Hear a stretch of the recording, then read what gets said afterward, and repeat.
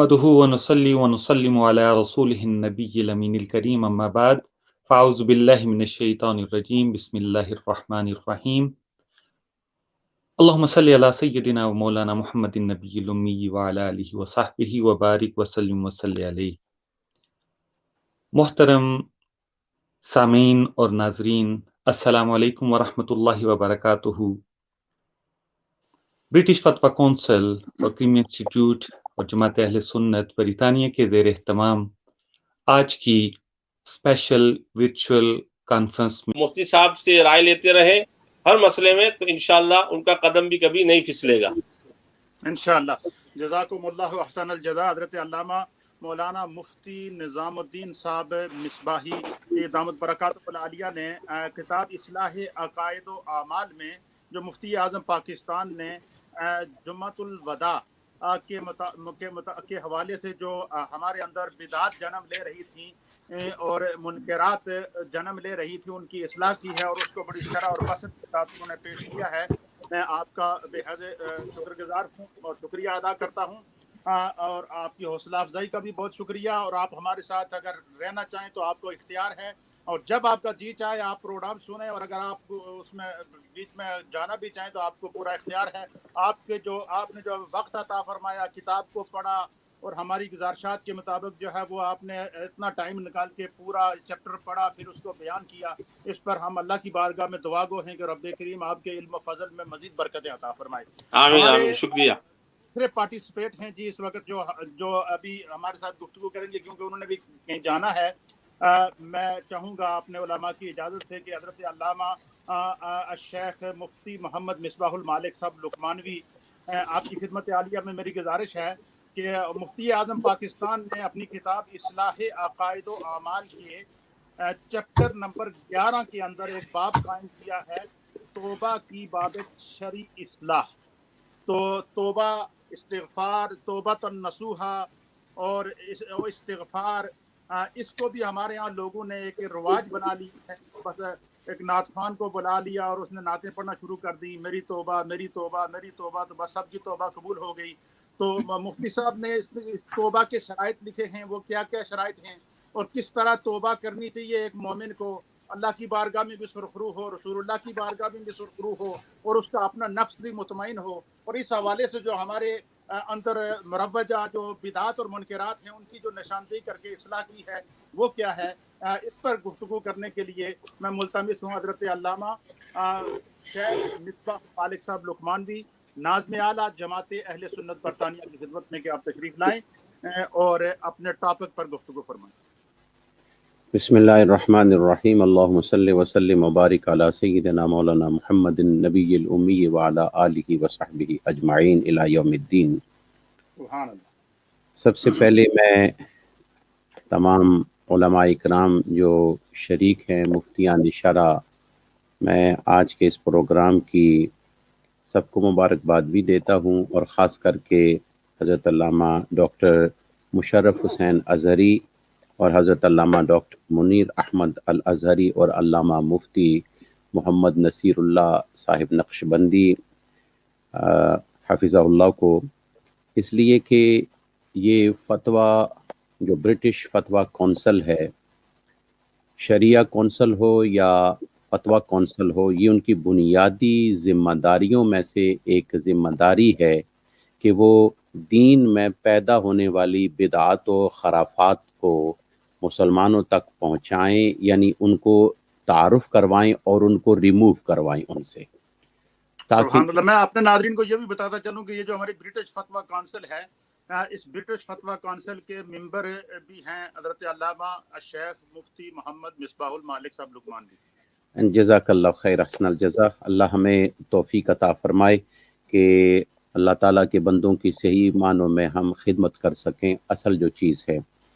بنیادی طور پر توبہ ایک یوں سمجھ لیں کہ جس طرح شریعت کا آغاز بدنی طہارت سے ہے، اسی طرح روحانی آغاز کا اور قرب الہی کا آغاز جو ہے توبہ اور استغفار سے ہے۔ جس طرح آج ہمارے حالات کے مطابق جو جتنے پروگرام ہیں جن کو ہم قرب کا ذریعہ سمجھتے تھے، تقرب کا ذریعہ سمجھتے تھے، ان کے اندر ایسی رسومات داخل ہو گئی ہیں، ایسے بدعات اور خرافات آ گئے ہیں کہ جو بجائے قرب کے بعد کا باعث بن رہے ہیں، اور ہم اپنی حقیقت سے اور ہم اپنی اصل سے دور ہوتے جا رہے ہیں۔ اور خاص کر کے علماء کی جو ذمہ داری ہوتی ہے، ان ذمہ داریوں میں سے میں سمجھتا ہوں کہ مفتی اہل سنت، مفتی اعظم پاکستان، مفتی پروفیسر منیب الرحمان صاحب زیدہ مجدہ نے حفظہ اللہ تعالی نے جس حالات کو سامنے رکھتے ہوئے جو کتاب ہے تو بڑی مختصر، اتنی بڑی ذہین کتاب نہیں ہے، لیکن جو اس کے اندر اصلاح عقائد و اعمال کے جو چیپٹرز رکھے گئے ہیں، میں سمجھتا ہوں کہ اگر اس کو پھیلایا جائے تو کئی سینکڑوں والیوم تک یہ جا سکتی ہے۔ ظاہر بات ہے کہ قرآنی آیات موجود ہیں، احادیث مبارکات موجود ہیں، ان کی شروعات موجود ہیں، اہل علم کے اس پر جو جتنی گفتگو ہے وہ موجود ہے۔ تو میرے ذمہ جو یہاں آپ نے ارشاد فرمایا وہ چیپٹر 11 ہے، توبہ کی بابت شرعی اصلاح۔ اور واقعی آج کل ہمارے ہاں 3-4 طریقے آ گئے ہیں کہ جن کا ذکر قبلہ مفتی صاحب نے فرمایا، اور جو شخص دین کی تجدید کرتا ہے اور دین کو اصلی پیرائے اور اصلی اصول یعنی پہلے بنیادی اصولوں پر لے کے جاتا ہے، اس شخص کی بڑی ہمت ہوتی ہے کہ اس کو ایک باطل کی آنکھ میں آنکھ ڈال کر دیکھنا ہوتا ہے، سبحان اللہ، بغیر کسی اس کے کہ کون اس کے ساتھ کیا یعنی بات کر رہا ہے یا کیا بات کرنا چاہتا ہے یا اس کے مقابل میں کون ہے، یہ نہیں دیکھتا، اس نے حقیقت کی بات کہنی ہے۔ تو مفتی صاحب نے، میں سمجھتا ہوں کہ جس انداز میں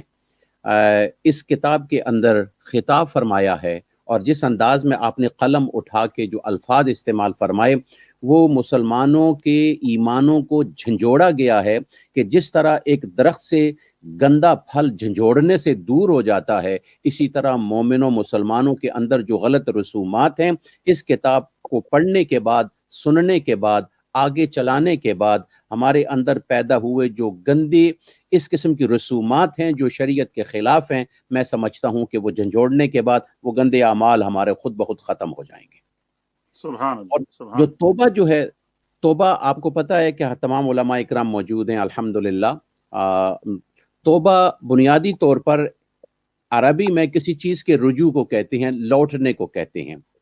اور استغفار جو ہے نا، جو اس راستے پہ چلا ہوا جتنا وقت گزرا ہے، جس طرح کہ اہل علم نے لکھ فرمایا ہے کہ توبہ آئندہ سے اپنے آپ کو گناہوں سے بچانے کا ارادہ کرنا، اور استغفار گزشتہ گناہوں سے اپنے آپ کو جو ہو چکے ہیں ان کی طلب مغفرت کرنا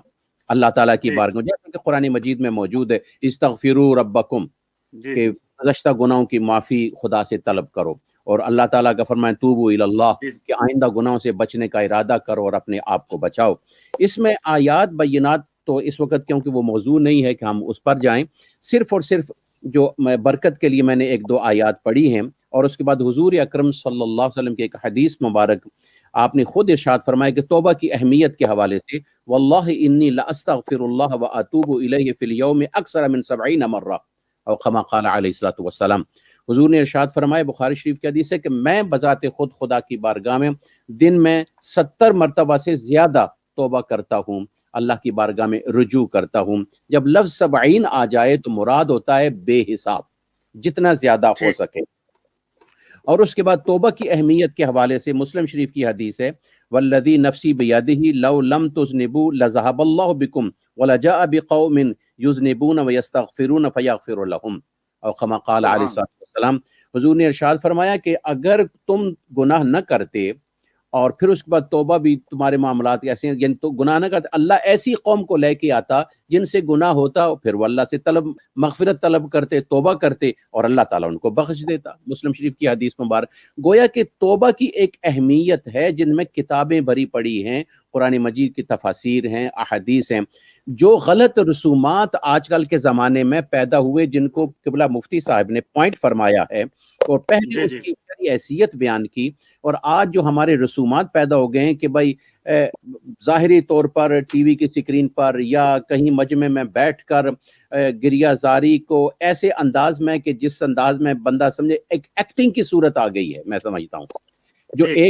جو حالات ایسے پیدا ہو گئے کہ جن کی خرابی کے باعث قبلہ مفتی صاحب نے ان کو پوائنٹ کیا، اور لوگوں کی توبہ کے بعد کی کیفیت پھر وہی ہوتی ہے، اور لوگ یہ سمجھتے ہیں اس طرح ہمارے ہاں ایک رواج آ گیا ہے کہ حج کیا اور سارے گناہ معاف ہو گئے، نہ کسی کا حق ادا کر، جب حج کر کیا اور سارا کچھ معاف ہو گیا ہے۔ بالکل آج کل یہ رسم آ گئی ہے کہ توبہ کی مجلس میں چلے جاؤ اور توبہ میری توبہ میری توبہ قوالی لگا کے سن لو، اسی قسم کے نعتیہ کلمات سن لو، 2-4 آنسو بہا دو اور پھر ایک مجلس لگا دو، بس اس کے بعد پھر مڑ کے وہی کام کرنے شروع کر لو۔ تو مفتی صاحب نے اس کی اصلاح فرماتے ہوئے آپ نے ارشاد فرمایا کہ توبہ کے بنیادی معنیوں میں سے ایک معنی یہ ہے، آپ نے فرمایا کہ جتنی قضا نمازیں انسان کے ذمہ باقی ہیں ان کو ادا کرنے کی کوشش کرے، جو زکوٰۃ اس نے پہلے نہیں ادا کی وہ زکوٰۃ بھی ادا کرے، ماضی کے جو روزے اس سے رہ گئے ہیں، تو توبہ سے مراد یہ نہیں ہے کہ وہ معاف ہو گئے، ان کی کمزوری اللہ معاف فرماتا ہے، حساب تو ان کا ہوگا، اور اس کے بعد بندوں کا جو حق اس نے تلف کیا ہے اس حق تلفی کو وہ دوبارہ ادا کرے، ان کا حق ادا کرے۔ اسی طرح دیگر سارے معاملات میں گفتگو فرماتے ہوئے خاص کر کے آج کل کے جو حالات ہیں، قبلہ مفتی صاحب نے جو فرمایا کہ آج کل جس طرح کے ٹی وی کی سکرین پر بیٹھ کر مسجع مکفع یعنی کلمات بنا کر یا شاعرانہ طریقے میں یا جس طرح کچھ نظم کی صورت میں کلمات کہنا، اس کے بارے میں جو گفتگو فرمائی ہے کہ دعا میں سجا یعنی کرنا اور تکلف کرنا یہ شرعی طور پر منع ہے، اور فرمایا ایاکم والسجع فی الدعاء، اور یہاں پر حدیث پاک کلمات آپ نے نقل فرما دیے، اور آپ نے ارشاد فرمایا خبردار کہ دعا بناوٹ کا ذریعہ، جب ہم کسی کو کچھ کہتے ہیں تو سوچتے ہیں مسجع مکفع مرقع اور ردیف قسم کے کلمات ہم اس قسم کے کہنے شروع کر دیتے ہیں کہ جس سے دوسرے کے دلوں پر اثر ہونا شروع ہو جائے۔ آپ نے فرمایا حضور کی حدیث مبارک میں کہ دعا تو ایک التجا ہے، دعا تو ایک خاص خدا کی بارگاہ میں اپنے آپ کو پیش کرنا ہے، وہ اللہ کی نظر ہمارے الفاظ پر نہیں ہوتی، اللہ تعالیٰ کی نظر ہمارے دل پر ہوتی ہے۔ ان اللہ لا ينظر الى صورکم واجسادکم، اللہ کی نظریں ہمارے جسموں پر اور ہماری کیفیات پر نہیں، لیکن ينظر الى قلوبکم ونیاتکم، اللہ کی نظریں ہمارے دلوں پر ہوتی ہیں۔ اور پھر اس کے بعد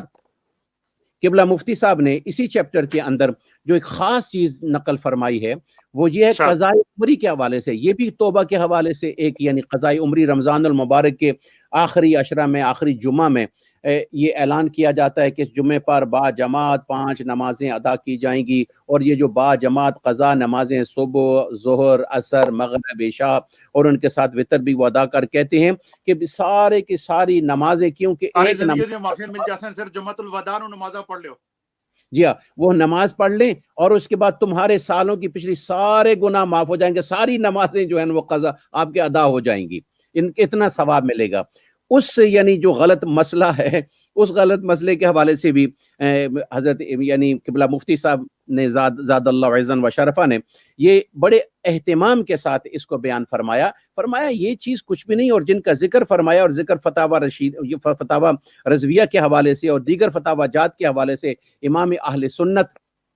حضرت امام احمد رضا خان فاضل بریلوی رحمۃ اللہ تعالی علیہ کے بھی وہ جتنے ان کے جوابات ہیں ان کے ہم قضاء عمری کے حوالے سے وہ بیان فرمائے، اور اس کے ساتھ دوسرے مقامات پر دیگر ائمہ حضرات کی بھی گفتگو فرمائی، اور فوت شدہ نمازوں کے حوالے سے ایک حدیث مبارک نقل کی حضرت انس ابن مالک رضی اللہ تعالی عنہ کی۔ آپ نے فرمایا ان رسول اللہ صلی اللہ علیہ وسلم قال من نسی صلاۃ فلیصلیھا اذا ذکرھا، تو یہ جو اصل جو نماز کا طریقہ ہے، جس وقت بھی تمہاری نماز تم سے نکل گئی ہے، چھوٹ گئی ہے، قضا ہو گئی ہے، اس کو جس وقت یاد آئی اسی وقت ادا کرو، نہ کہ یہ ہے کہ جمع کر کے 5 نمازیں کسی برکت والے دن رکھ کے، اور یہ یعنی یہ ساری چیزیں جو ہیں یہ منع کی گئی۔ ملا علی قاری رحمۃ اللہ علیہ کے حوالے سے بھی آپ نے ارشاد فرمایا، میں سمجھتا ہوں کہ مفتی صاحب نے اس وقت جو موجودہ رسومات ہمارے اندر پیدا ہو گئی تھیں اور یعنی غلط طریقہ سے ان کا آپریشن کر کے ان کے اندر جو مرض تھے وہ بیان فرما دیا کہ یہ مرض ہے، اسے نکالو، اور مرض بھی اور اس کی تشخیص بھی بتا دی۔ جی بالکل، اور پھر آخر میں جو وضاحت فرمائی اس وضاحت کے حوالے سے آپ نے ارشاد فرمایا ہم صرف غیر متشرع یعنی بغیر شریعت کے معاملات بے شرع لوگ جو ہیں، اور غیر متدین اور یعنی غیر دیندار قسم کے جاہل اور بے عمل بلکہ بد عمل پیروں اور منکرات کے عاملوں سے عوام اہل سنت کو یعنی اجتناب کی تلقین کرتے ہیں۔ تو گویا کہ آپ نے اس کا یہ فرمایا، علاج متعین فرمایا کہ یہ چیزیں کہاں سے آئی ہیں؟ جاہل پیروں کی وجہ سے،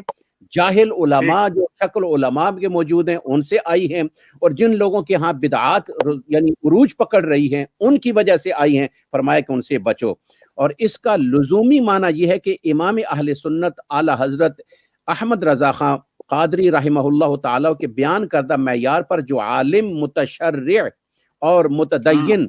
پیران طریقت رشد و ہدایت کے مناسب پر فائز ہیں، انہیں ایک گونا اطمینان ہونا چاہیے، بلکہ ان کے لیے گنجائش پیدا ہو رہی ہے کہ ہم بالواسطہ طور پر عوام کو ان کی طرف متوجہ کر رہے ہیں، یعنی کہ شریعت والوں کی طرف عوام اپنا رخ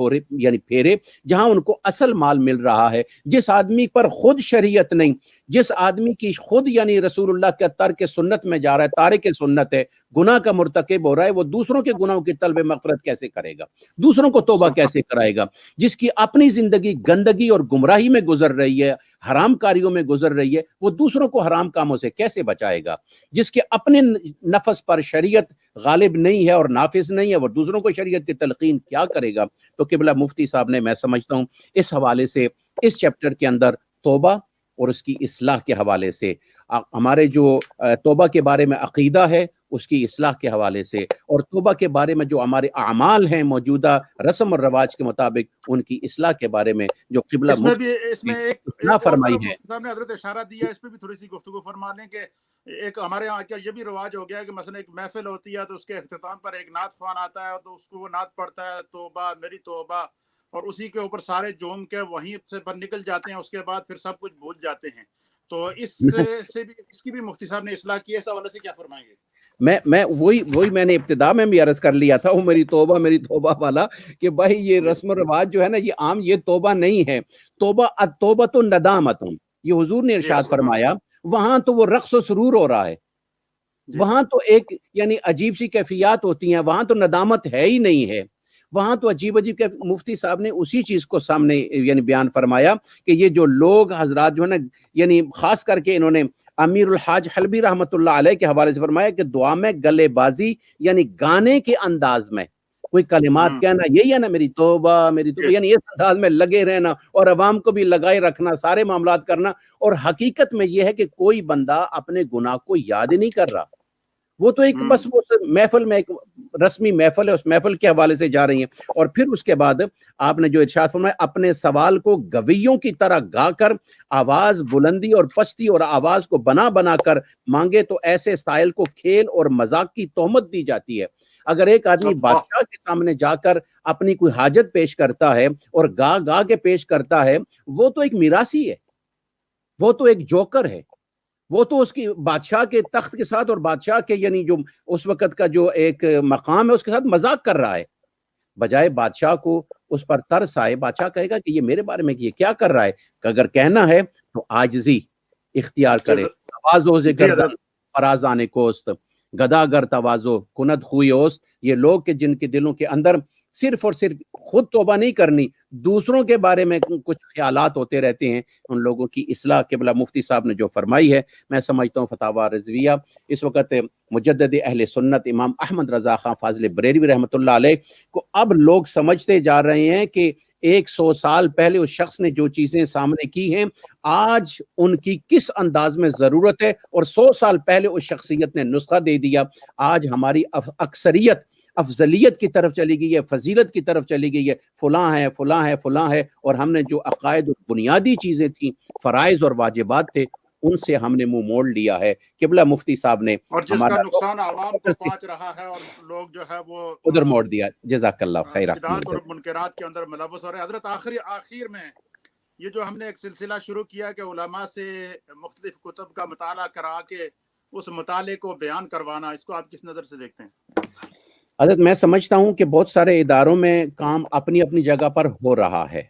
جیسے کہ ہندوستان میں بھی ہو رہا ہے، پاکستان میں بھی ہو رہا ہے، مختلف اداروں میں لوگ اپنے اپنے انداز میں کر رہے ہیں، لیکن کیونکہ اس کی ہماری اپروچ ان تک موجود نہیں ہے، جس بنا پر ہم ان کے بارے میں نہیں جانتے، لیکن جس وقت کوئی چیز میڈیا پہ آ جاتی ہے تو میڈیا پہ آنے کے بعد لوگوں کو احساس ہو جاتا ہے کہ یہ پہلے چیز نہیں تھی۔ جب کتابیں جو لکھی جا رہی ہیں، اصلاح کی جا رہی ہے، ساری چیزیں موجود ہیں، لیکن ابھی جو سلسلہ شروع ہوا ہے، میں سمجھتا ہوں دیر آید درست آید، کچھ قدر ہر تاخیر ہو گئی ہے، لیکن جناب علامہ ڈاکٹر مشرف حسین صاحب، ڈاکٹر منیر الازہری صاحب اور آپ حضرات نے جو برٹش فتویٰ کونسل ہے اس حوالے سے اور شریعت